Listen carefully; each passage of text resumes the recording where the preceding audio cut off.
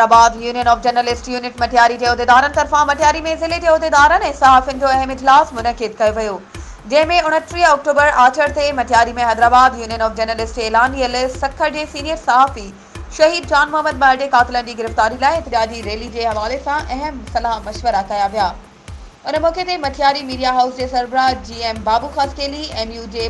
ज़िले मटियारी के सदर रजब अली बोगदार, सीनियर नायब सदर जुल्फ़कार अली मेमण, नायब सदर वकील अहमद मेमण, खजानची फजल बलोच, उडेरो लाल, प्रेस क्लब के सदर अब्दुल गफूर हिंगोरो, शाहिद खासकेली, असदुल्ला मेमण ऐं ॿियनि शिरकत कई। इजलास में फैसलो कयो वियो त मटियारी में अली बाबा शादी हॉल तां प्रेस क्लब मटियारी ताईं एहतजाजी रैली कढी वेंदी, जंहिंजी अॻवानी हैदराबाद यूनियन ऑफ जर्नलिस्ट जा मरकज़ी अॻवान कंदा।